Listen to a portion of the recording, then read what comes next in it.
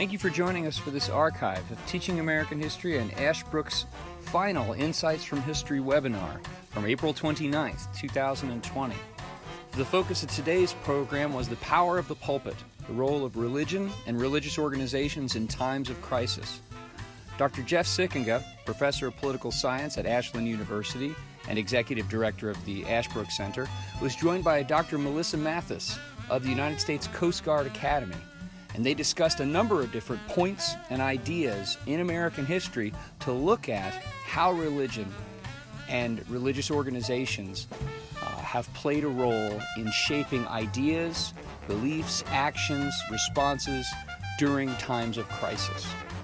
This is our last Insights from History webinar, but we are going to be starting a new series next week, that is on the 6th of May, same time, 1 p.m. Eastern on Wednesdays. And for 4 Wednesdays, the 4 Wednesdays in May, we are going to look at American heroes. Jeff's going to talk a little bit more about who some of these people are and the topics, the slices of life that we're looking at to consider American heroes. So I encourage you to listen all the way through to the end and take a look at tah.org/program/webinars or tah.org and take a look in the link in the upper right-hand corner for the blog, and you can see information about that upcoming series. Thanks so much for joining us. We've had a wonderful opportunity to have great conversations with scholars from around the country on important topics in American history that help us get a little historical perspective on the crises and issues that we face today. And today, that conversation is going to be along those same lines, but on another and really interesting and important topic. These webinar series, as we said before, are part of Ashbrook's mission, which is to strengthen constitutional self-government in this country by educating our fellow Americans, whether those are students, teachers, citizens, in the history and founding principles of the country. And we really regard these webinars as part of that mission and that outreach for our students, teachers, and citizens. And I want to welcome everyone today, and especially welcome our teachers who are joining us through Teaching American History, which is a project of the Ashbrook Center. And it's a program across the country for webinars, seminars, and resources for teachers that they can bring to bear in their classroom and help to empower them in teaching their students about the enduring questions of American history and government. So I want to welcome the teachers who are joining us as well. And of course, as always, welcome to our friends and supporters who are with us today. Today, we're going to have a conversation. And I say that because, as I've said before, it's really the Ashbrook way of teaching and learning. We don't think of education as just information. And we don't think of it, certainly, as indoctrination. We think of it as discovery. Discovering for yourself. You know, it goes back, as I've said before, to Aristotle, who said, all people by nature desire to know. And then we add, but they don't want to be told. They want to discover it for themselves. So that's what we're going to do today. We're going to have a conversation. We've got some wonderful primary sources, sermons, videos of sermons, texts of sermons that allow us to go back and think through important questions today. So we'll have that conversation, as we always do at Ashbrook, rooted in primary historical documents. We want to ask the past questions. We want to listen to what it has to say to us with those answers, and then think those through for ourselves. And I'm delighted to be joined in that conversation today with Dr. Melissa Matthes. Dr. Matthes is professor at the United States Coast Guard Academy, which I think is in New London, Connecticut.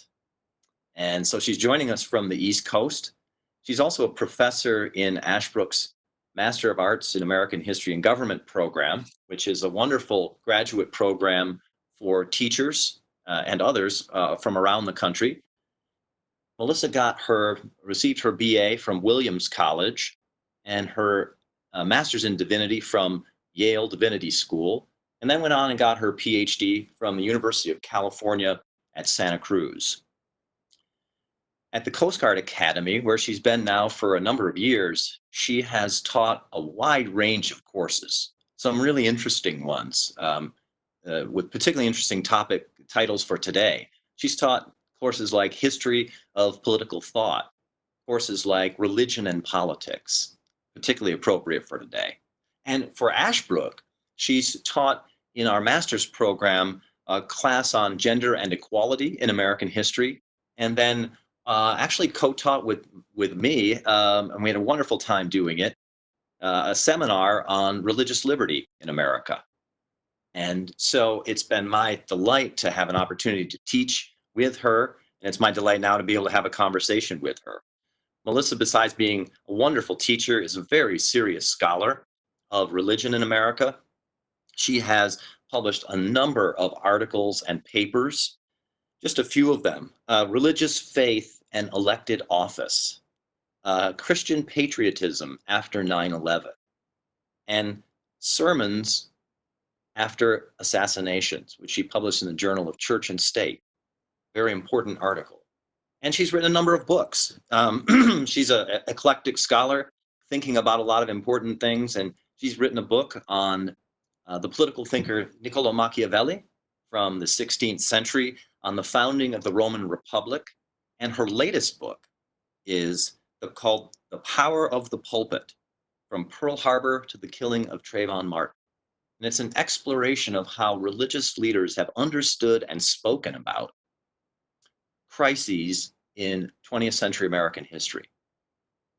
And that's really what we're going to focus on today, that question of the power of the pulpit. How have religious leaders and religious groups spoken and acted and helped us to speak and think during times of crisis in American history? So I wondered if we could, Melissa, welcome. Delighted that you're joining us. Glad to see you there in your office. And wondering if we could start with you telling us a little bit, maybe take us back a bit. Religious groups and leaders have always played an important role in American life and American history, including in times of crisis. But take us back, if you don't mind, perhaps, to what we might call the first crisis in American history, the crisis of us being born as a country during the American Revolution and American founding. And, when we think about that revolution, we think of political and military leaders like George Washington, Thomas Jefferson, Alexander Hamilton. We don't always think of religious leaders. What kind of role did religious leaders and religious groups play in maybe that first crisis, the American Revolution? Thanks, Jeff. Thank you for that very generous introduction. So part of the argument about the power of the pulpit is that it has played a role in the creation of American identity and the understanding of what it means to be an American. And that starts, of course, right at the American Revolution. And that may surprise folks because you think of sermons really as being about theology, right? That they're about our relationship with God or biblical exegesis. But what we see in America is that the pulpit has played a different role as well, that it has been a place where Americans learn about their relationship to the state. It's a place where church and state authority gets adjudicated. It's a place where when there's a conflict, that the pulpit helps Americans think through their relationship to being a patriot and kind of city of man versus city of God concerns. And it also helps to explain when things don't go well, whether the insurgents, as the British called us then, are losing. How do we understand that if we are really on this errand in the wilderness for God, if we're supposed to be a beacon on the hill to restore people's faith in the transcendent? How do we explain those? How do we explain those losses? And so you're right that from the Genesis, you see that the pulpit has played that role. And now it changes over time how ministers are going to answer those questions, what kinds of concerns their congregations are going to bring to them. And my work really focuses on a crisis when, of course, people of faith, but even people who have a tangential relationship to their faith go to church. It's a very distinctive American phenomena that when something tragic happens, we go to church. And I started this project when I was in divinity school in 05, 06, in part because I met a woman, Robin Thurkoff, whose husband had been murdered on 9/11. And she and I, good Catholic girls that we were in a homiletics class together and had to learn how to preach, and which is counterintuitive, for women in the Catholic Church. So I started reading the sermons after 9/11, in part because of my relationship with Robin, and was disappointed, quite frankly, in many of the sermons after 9/11. They seemed to have a conception of God in which God was mostly dependent on the state to fulfill his will, to fulfill Christian salvation. It was kind of very strange. And so that's how I started, was reading 9/11 sermons and thought, I wonder if Pearl Harbor ministers were saying the same thing. What was it like in December of 1941? What did those ministers say the last time America was attacked? And they had quite different things to say. In fact, Pearl Harbor, ironically, I think from the perspective of 2020, was perceived as not about God at all. It was not a question of theodicy. God was not communicating through the violence or any of it. The ministers really read it primarily as just a political event, and it was the result of political decisions. Now, part of the reason why ministers wanted to make that clear was because they felt like they had been hoodwinked in some ways by World War I. Many ministers had supported World War I, thought it was, as many others, that it was the war to end all wars. And when that wasn't the case, many ministers, both conservative Protestants and more progressive or liberal Protestants, made a commitment never to support another war. That war was inherently sinful. They signed petitions. That was the beginning of the creation of the conscientious objectors, to create a space for the people of faith to not have to fight for the state, regardless of what the issue was. And so when Pearl Harbor happened, most ministers said, okay, this is a political issue. This is not about God. God doesn't need the state. He could, there's some kind of clever sermons too that are, God could fight Hitler one hand tied behind his back. This just isn't about God. And the death of the Americans, most of them were enlisted military men. So that didn't seem to be particularly revelatory about God's relationship with America, right? So it wasn't written in that way. When you put it that way, that's so interesting to me because, as you said, American ministers were remarkably political.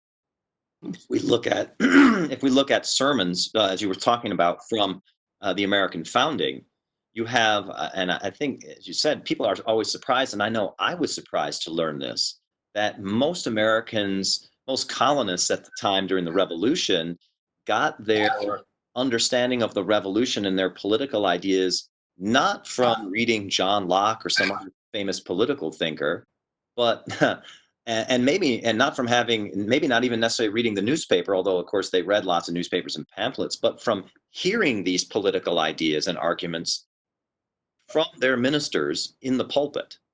So that early on in American history, ministers are connecting politics and religion and speaking on that. So it's interesting to me when you say over the course of American history, if the pulpit had a very powerful political role in really mobilizing a lot of Americans to fight against the British. I mean, I'm thinking of American Baptists, for example, right, who were some of the staunchest proponents of the separation of church and state themselves, in part because they were a persecuted minority of religion in lots of places, but also who were tremendous patriots who supported the American cause and signed up in large numbers to join in the militia or the Continental Army. So you had groups like the Baptists, very engaged politically. And then you say, when we get to the 20th century, perhaps because of World War I, we have a number of ministers who are not connecting God and the crisis of the moment.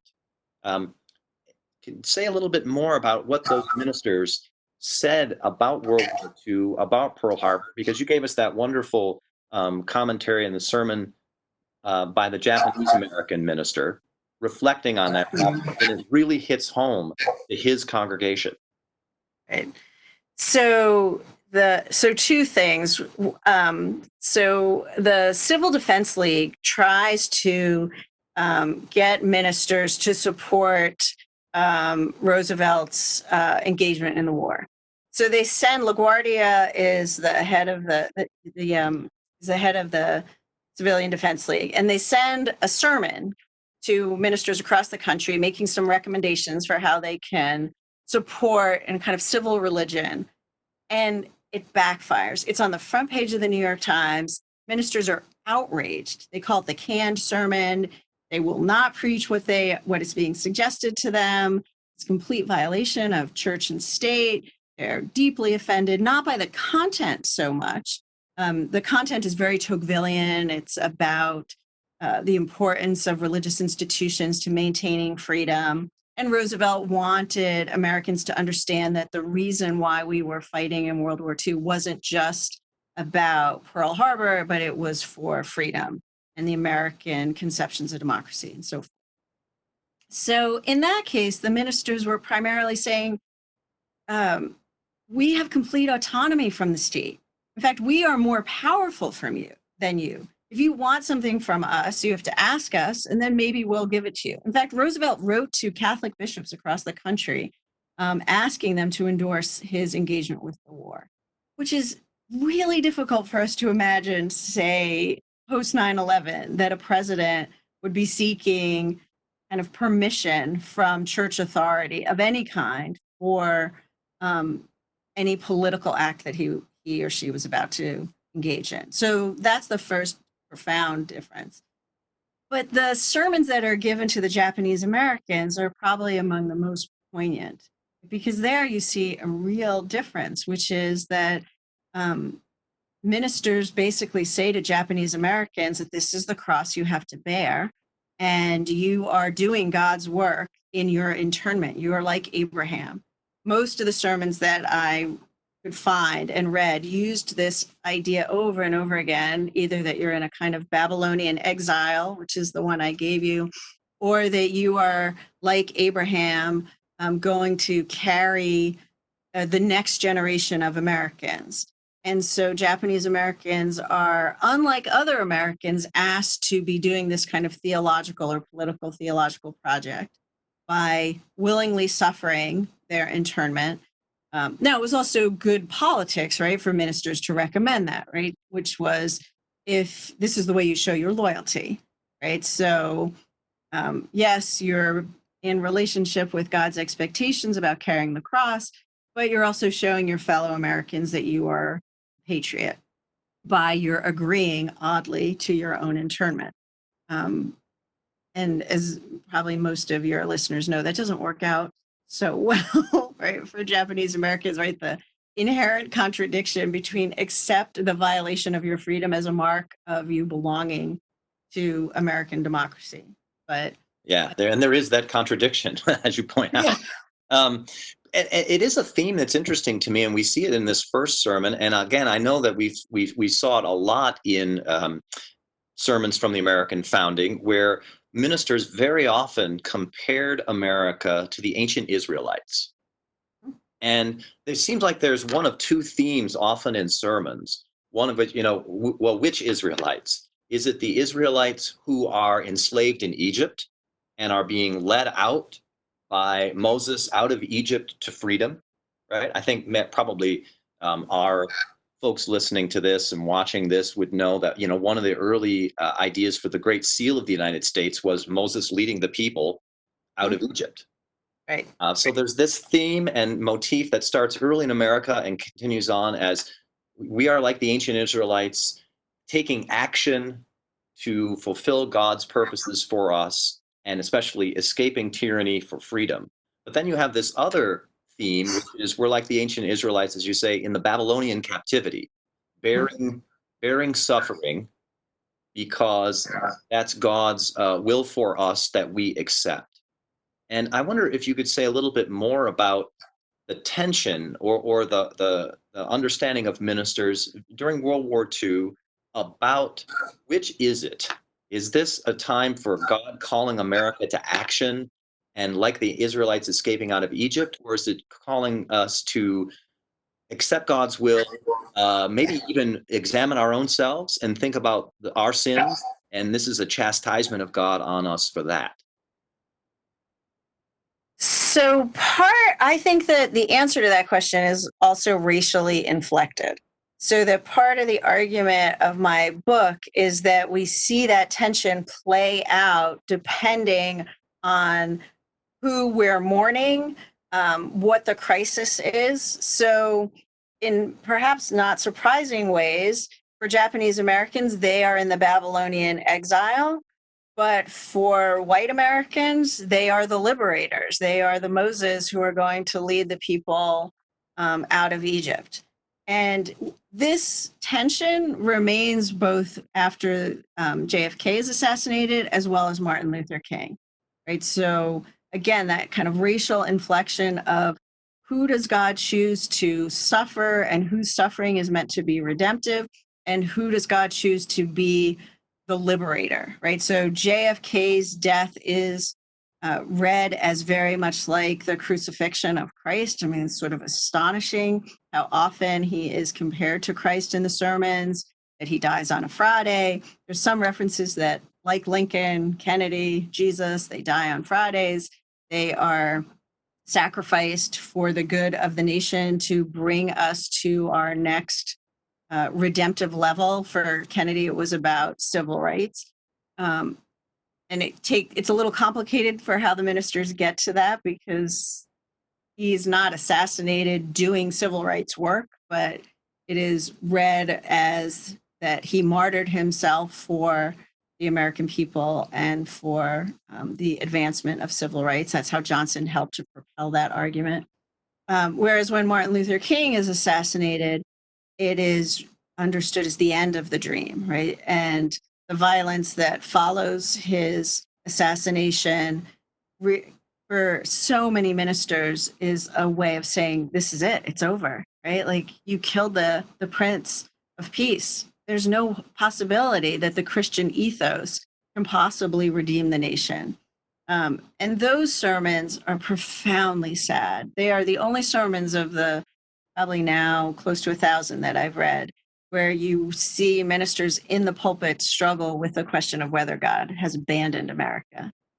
Because here is a man of God, right? Martin Luther King, a minister, nonviolence. You couldn't find someone trying harder to enact the theological principles of Christianity, and he's killed, he's assassinated. What does that say about God's relationship with America, and that sense that God has now abandoned America?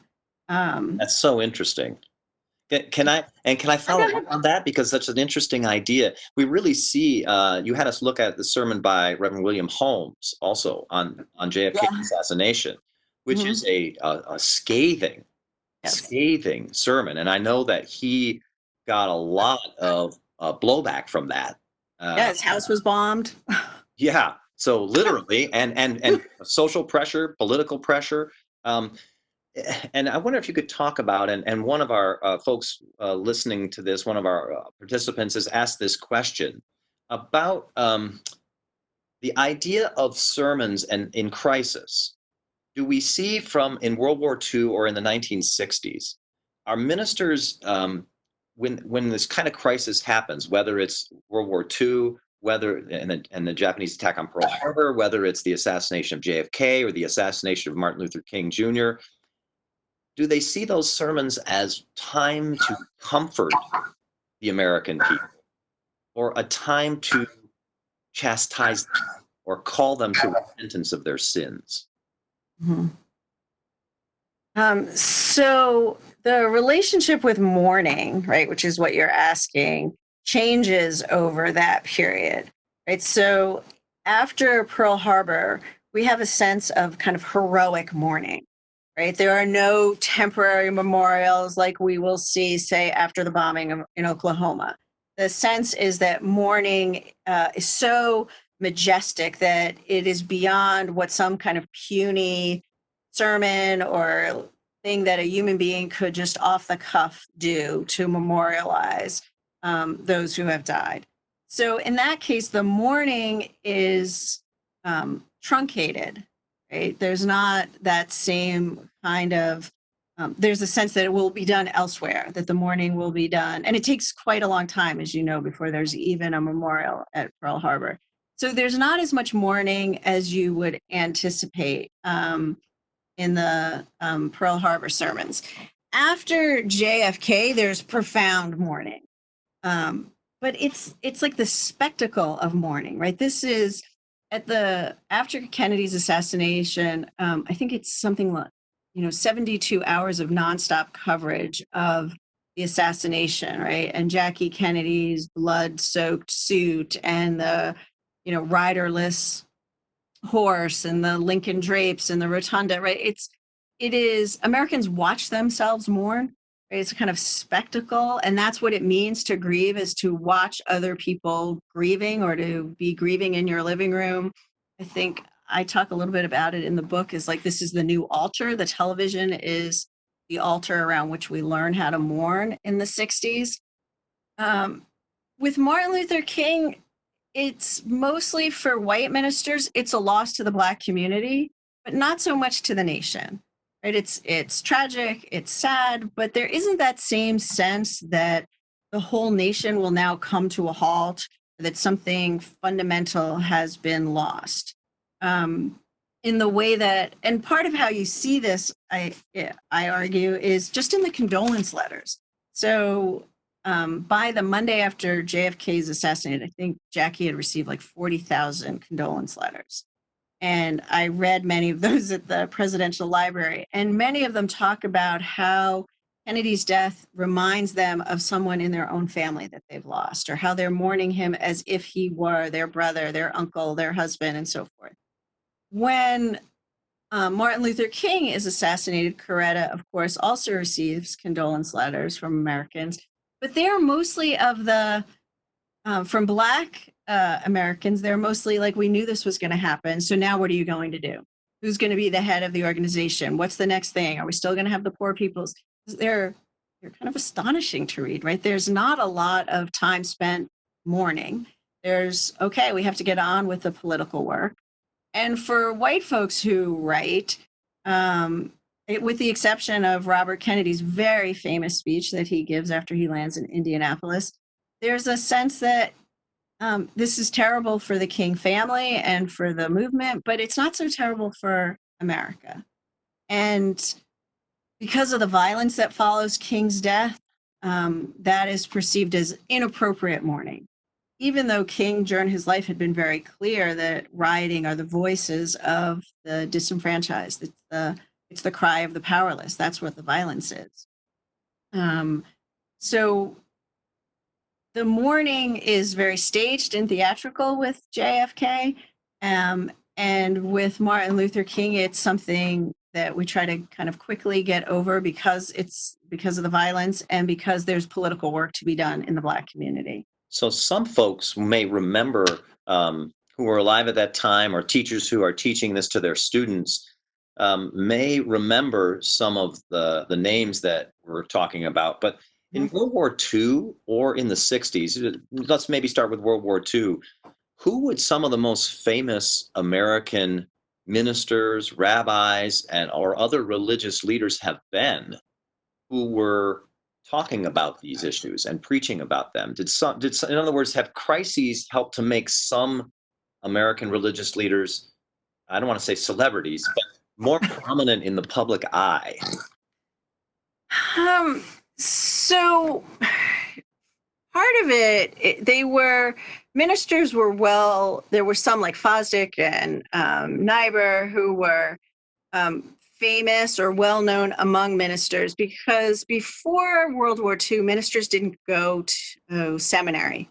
It's really during World War II, Harvard establishes the divinity school, and that becomes a way for the military to educate chaplains for the armed forces. It's kind of an ironic way that ministers start to become increasingly educated because they're going to serve in the military. But the ministers are well known to each other because of the importance of the religious press. So every denomination had a magazine, and prominent ministers inside that denomination would print their sermons. And most of the ministers would then kind of riff off of those sermons, right? They would set up the themes, and then if you were a Methodist, you read your Methodist periodical, and those prominent ministers would give you ideas of 3 or 4 themes on how they were going to address various things, conscientious objectors or violence or, mourning.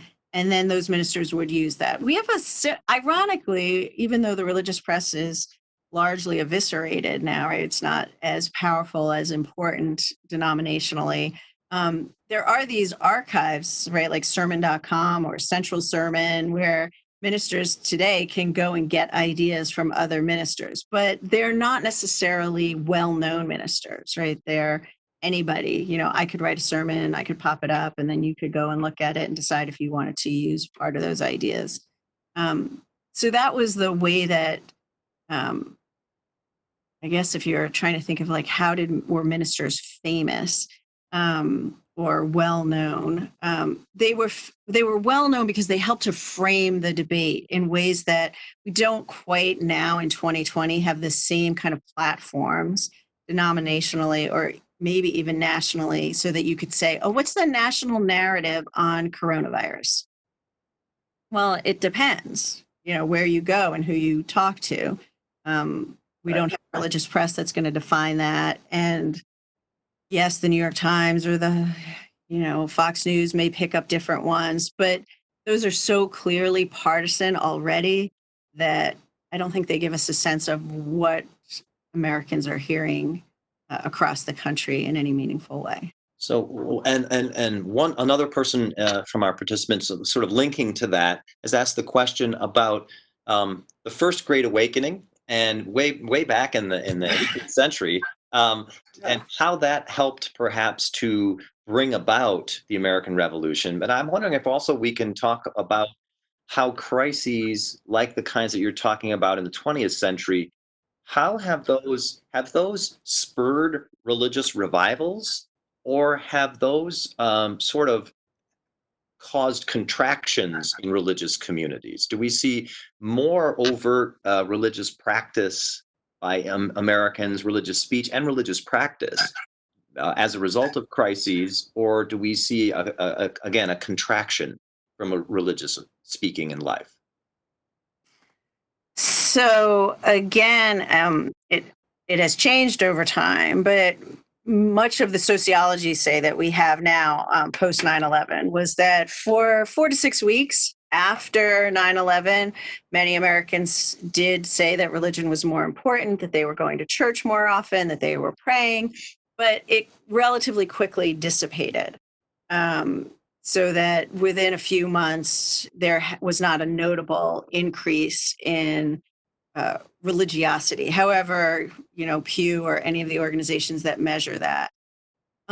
What I think is interesting in terms of civic education about a crisis is that during a crisis, we're disoriented, right? The paradigms that we usually use to understand the world aren't working. Hannah Arendt calls this thinking without banisters. And in that way, when Americans go to church, what the minister says assumes increased significance, right? Because you're trying to figure out, hey, what is all of this about? And you see it, I think, powerfully now, right? When you listen to some of the sermons that are being preached now, we're reassessing how we live, what matters, maybe what is the role of the state. Some denominations are protesting the state, as some of you know, right? There's a group called Easter People. It's a Catholic group that has written to Catholic bishops asking that churches be deemed essential, right? And argues that what kind of world is it when liquor stores and abortion clinics are deemed essential, but churches and mosques and synagogues are not? So in a crisis, the pulpit can have increased significance because we are reevaluating and rethinking many paradigms. In political theory, we call this a potential for democratic practice, right? That those kinds of moments are often when the things that are that divide us seem to fall aside, and the things that unify us become prominent, right? And so those are democratic moments because people may start, even for a short period of time, to think about the common good. It may not last, right? And denominationally, we know it may not last, right? So when you read the sermons in a crisis, usually a minister is not preaching the particular theology of his or her denomination, but rather something about the human condition or about America writ large, or the importance of something that the crisis has provoked. So those, in that way, that's part of what the power of the pulpit is during a crisis, is that it can reconfigure how we think about it, how we think about any issue. But what we see in the 9/11 sermons, which is where I started the project and why it was so disappointing, is they are mostly exempt from theological insights. They're really about the power of America nationalism, of patriotism, of the state.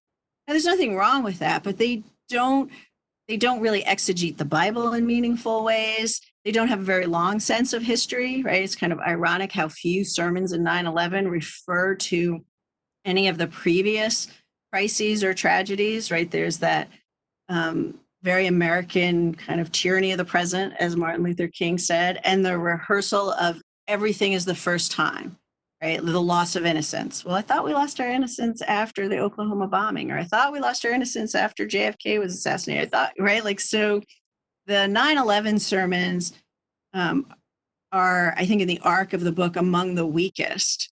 Now, we can debate why is that, highly educated ministerial group, right?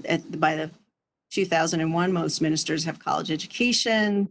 There's all sorts of technologies to allow them to be in conversation.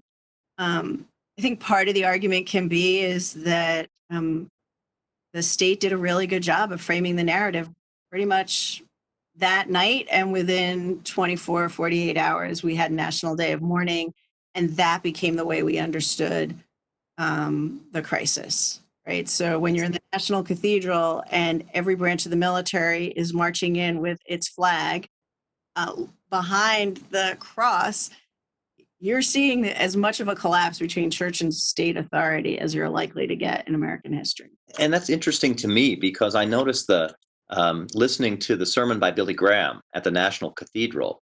And of course, Billy Graham is one of the most famous and well-known and well-respected American religious leaders of the 20th century, for sure.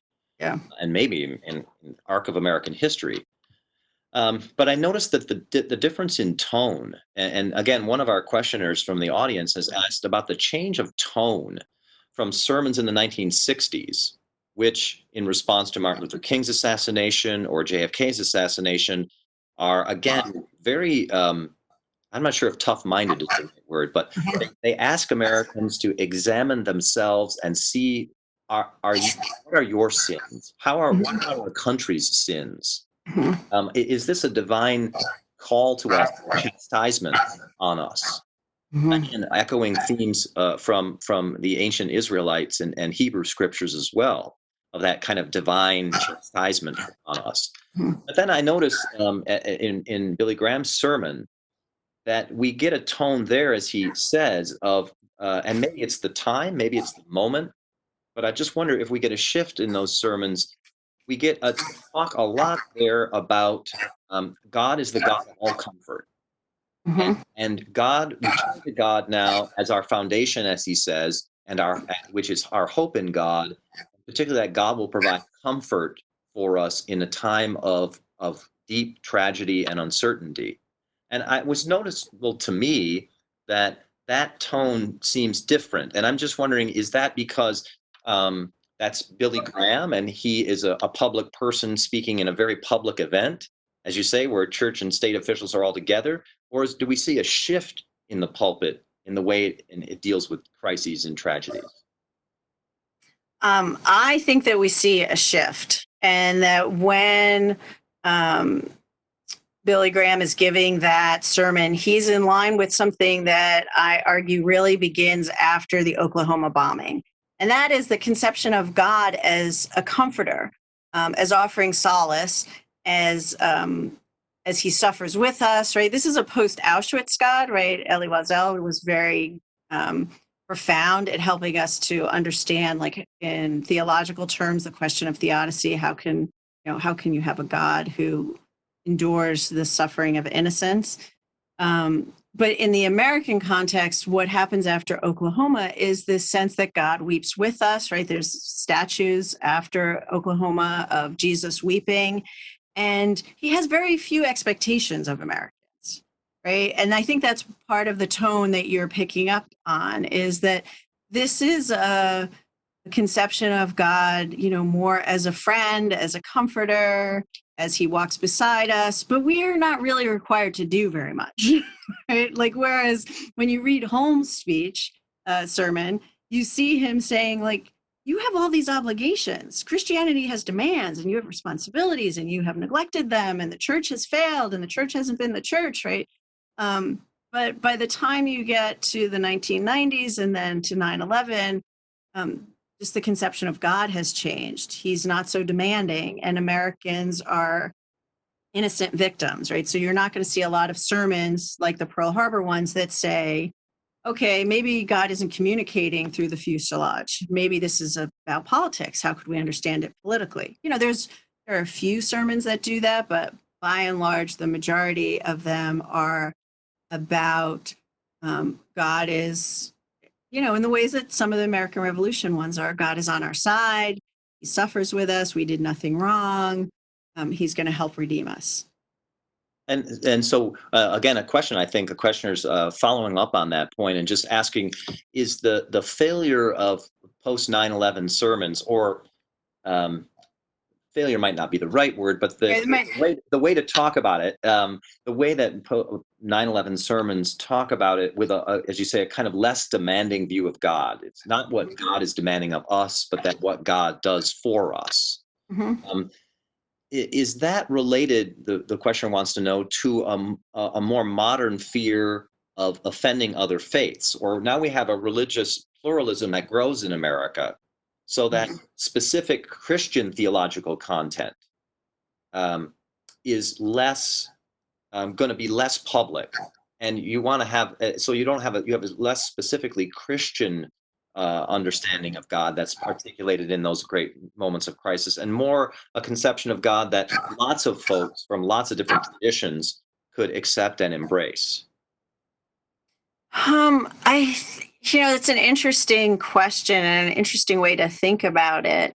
My sense is that it is about the growth of a conception of American patriotism, right? So that your obligations, your responsibilities seem to be more to being an American patriot than they are to your conception of responsibilities to a Christian God. Now, maybe that is in service to conceptions of pluralism, right? That we can all be good citizens and we have obligations as citizens. But in 9/11, you really see it as a kind of tribalism that's about about what it means to be an American is to be loyal to the state. And I think in the crises that follow, there still is this sense that the state will solve those problems. God's not going to solve them. The state will solve them. Whether it's a war or, changing gun laws after, say, the Newtown shooting. And we start to see presidential figures assume the role of ministers. And it's, George W. Bush began to do that during 9/11, but certainly President Obama became the mourner in chief, right? He took up that space and he was quite good at it, but he could frame what were historically and traditionally theological issues as government issues in his capacity as the mourner. And so I think that also is part of how the pulpit begins to lose some of its authority. It concedes it, or it concedes more and more of it to the state in a belief that that's where salvation will come from, that that's how some of these problems will be solved. Maybe it's more a loss of faith in the belief that these Christian theological principles could actually change the state of the world. And that's part of the legacy of Martin Luther King, right? Thomas Merton asks, after King is assassinated and he first learns of it, he asks, is the Christian ethos of love a pitiful delusion?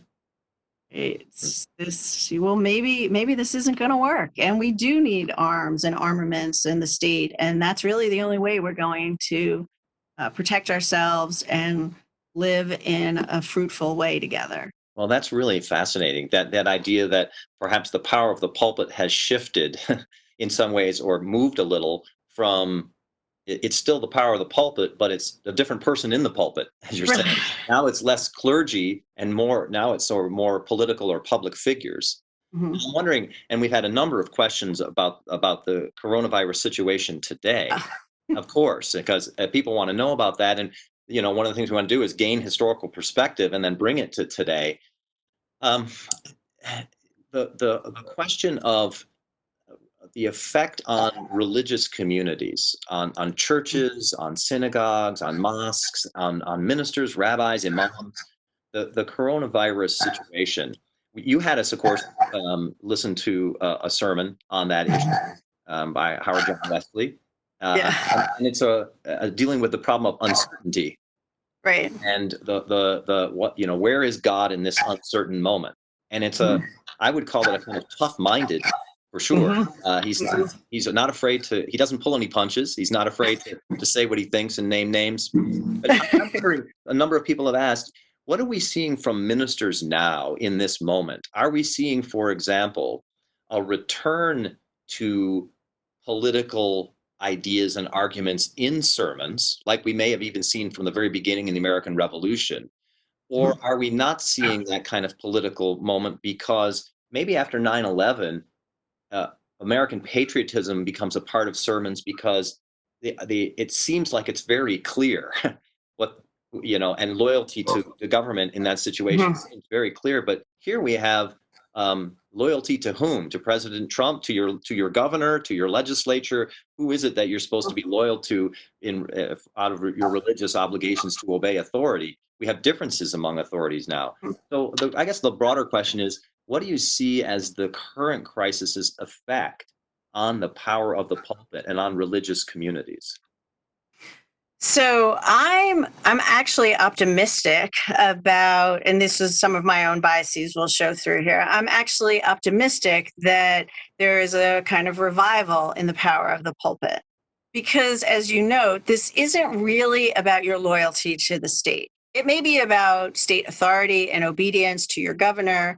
If anything, the kind of existential crisis, the way that this crisis challenges us to think about how do we live, what's important, is so ripe. And that's part of why I gave you this sermon, for theological concepts, right? For, faith in uncertainty, for Sabbath, for the foundational importance of responsibility to others, subsidiarity inside Catholicism, taking care of those who are closest to you. So there's, I think, real potential for ministers to articulate this crisis in theological terms. The challenge is really, I think, is about science, right? This is more a debate about, in terms of the history of church and state authority, between the authority of science and theological principles. And you see this in part with those ministers or rabbis, priests, who are saying, we shouldn't have to listen. The church should be able to do whatever it wants. If we want to have services, we're going to have services. We're not interested in the authority of the state or of science. I think that's sort of an unfortunate turn for ministers to take. I mean, I think there are constitutional principles that we should worry about, but theologically, it's not the most fruitful way, because it still begs the question of what is essential about religious communities. Is what is essential about a religious community that we have to be physically together? Probably not, right? You can worship and pray. I mean, there's some debate about what does exactly presence mean in terms of Eucharist in different denominations. But to insist that the church itself is essential in its materiality seems to be short-sighted. So I think that the sermons that I've been reading and the ones that I find the most compelling are the ones that are challenging that anything offers us complete certainty, right? That are not antagonistic to science, but are saying this is what it means to be a person of faith, is to always live in uncertainty, to live in dependence, to submit to the possibility that, the city of man is not all that there is. So in those ways, as the ministers who are making those arguments are compelling, I think that could be a possibility for Americans to think, okay, when this is over, how do I want to live? What are my values? I know in my family, we've had a lot of conversations around productivity and the Sabbath, right? The guilt that all of the high achievers in my family feel about, being productive and thinking, well, we didn't take that seriously, the conception of a Sabbath. Now we have a whole season of being in a Sabbath. How do I reassess my priorities, and what does it mean to live in a different rhythm, a rhythm not dictated by conceptions of productivity?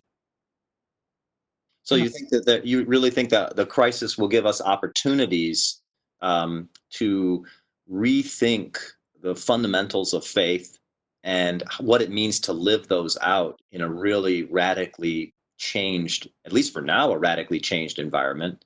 And some people are saying this may have effects on religious communities. When will church get back together again? When will synagogue happen again? How will we be able to do that given what science is telling us? But you're saying that, and some people are afraid, therefore, that religious communities and groups and leaders will lose their authority, or somehow spirituality will decline as a result of this. But you're saying there might be fertile grounds for a revival of religion. I guess that's the optimistic part of me does think that there is opportunity here. And there is also opportunity for church communities to be allies with various state institutions, right? And local institutions, whether it's now food delivery, or like we're seeing more coordination between church communities and some of the services that we need to provide locally. So like in where I live in New Haven, there's definitely an overlap in ways that you can mobilize people to do some of the work that churches are well known for, delivering food and so forth. So there's possibilities there. Is it going to change finance capitalism? Probably not, right? And so if one is thinking, are we reassessing, our relationship to the market and to consumption? I think some people are, right? Like we're not shopping as much. We're probably trying to figure out how much is enough, what can we do without. And interestingly, my friends who are ministers say that mostly it's their communities who demanded that they figure out how to go online, right? It wasn't that the minister said, I'm going to go online and do this. It was that people in their church community said, how are you going to do this? Figure it out. We need you. We want to be part of this, which is really interesting that some of it's generational, right? Ministers tend to be older now, right? When Kennedy was assassinated, 55% of the ministers were under 40 years old.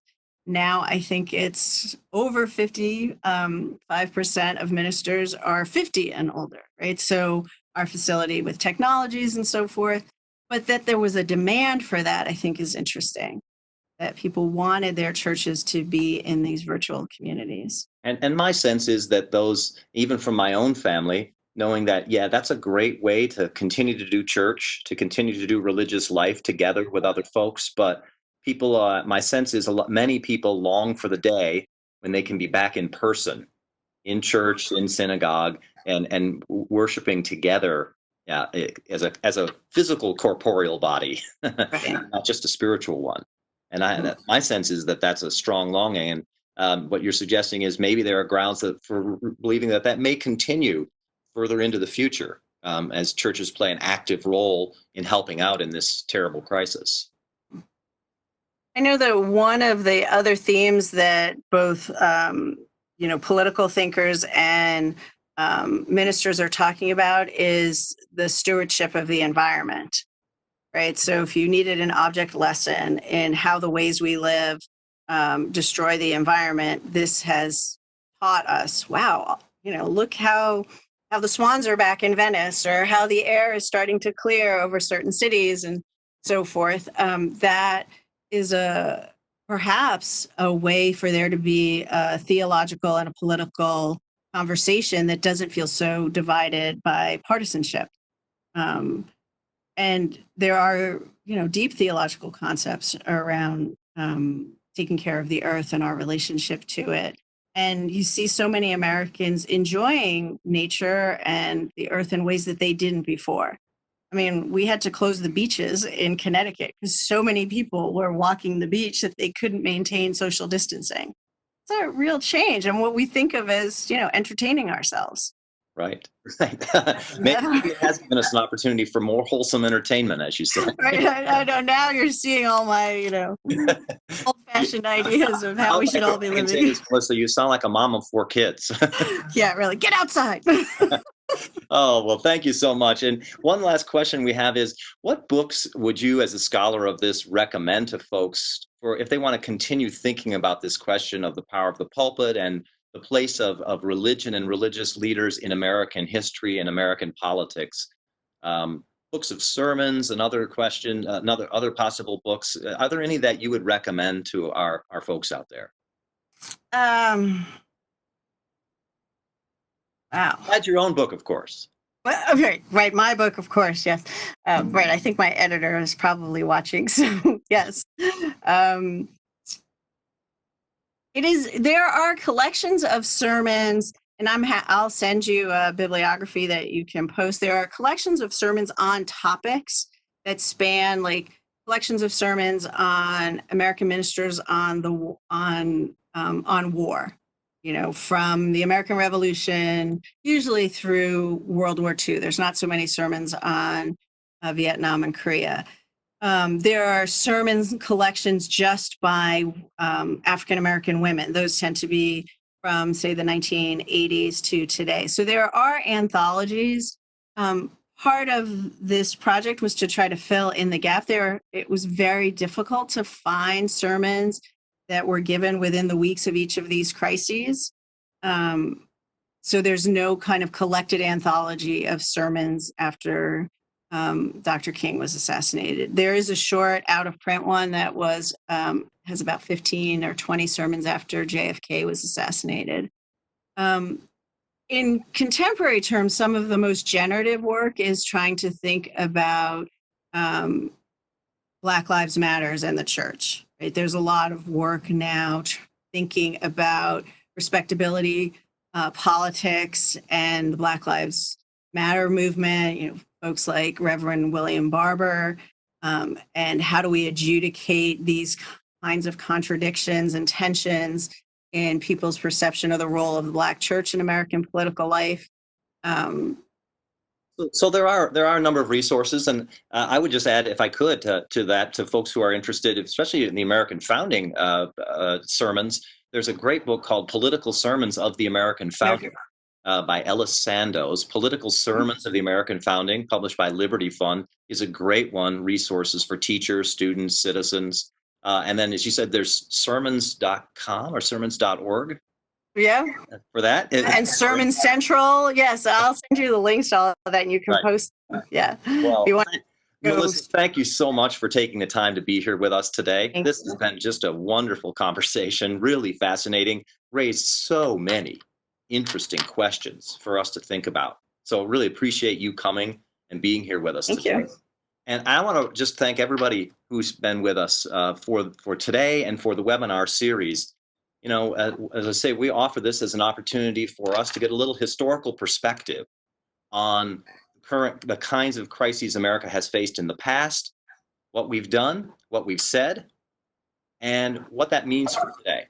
And so I hope you've been able to get some of that historical insight and an opportunity also to renew our own understanding of America, of American history, of American principles, and how, again, those might apply today in the crises that we face. So let me recommend some great resources, ashbrook.org, if you want to find out more about the Ashbrook Center. Also, teachingamericanhistory.org or TAH.org, great resource for students, teachers, citizens. We even have some material there of the kind of sermons that Melissa was talking about. So please take a look at that as well. There'll be a link to the recording of today's webinar will be sent to you, so that if you want to look at this again, listen to it again, send it to your friends, your children, grandchildren, please do, send it out. We wanted to have a wide audience. Watch it again on YouTube and send those links. We are going to be continuing in another series. We're really excited about a new series we've got coming up that will be starting next Wednesday, and it's called American Heroes. We are going to focus on some heroic people in American history who we may know or we may not know. But even if we know them, we may not know them as we should know them. So we want to invite you to that webinar series. Our first one will be next Wednesday at 1 p.m. Eastern Time, and we're going to focus on heroes of the American founding. And specifically, we're going to talk with Dr. Natalie Taylor of Skidmore College and Ashbrook's Master's Program about John and Abigail Adams, a wonderful couple, a wonderful heroes of the American Revolution and founding. You know, he was often overshadowed by Washington, by Jefferson, by Hamilton, but Adams was called the Atlas of Independence. Independence rested on his shoulders, Thomas Jefferson once said. And someone once commented, if John Adams was the Atlas of Independence, Abigail Adams was the Atlas of John Adams. And so we're going to explore these American heroes, which we may know something about, but we're going to be surprised by what we learned with Dr. Natalie Taylor. So I want to invite everybody to that series. We'll be sending out the reservation links, I believe, tomorrow. So you'll be able to sign up for that. Please do. It's going to be a wonderful series. We're going to go on and talk about American war heroes. We're going to talk about American heroes of American business and heroes of American medicine and the search for a vaccine. And for, in that case, for Jonas Salk, someone that people may remember well. We're going to find out the hidden story behind great heroes of American business, American medicine, and American war heroes. So please register for that. We'd be delighted to have you join us again. And as always, thank you for coming. We really appreciate Melissa being here. We appreciate you all being here. And again, as always, stay healthy, stay hopeful, and stay connected with Ashbrook. Thanks for coming.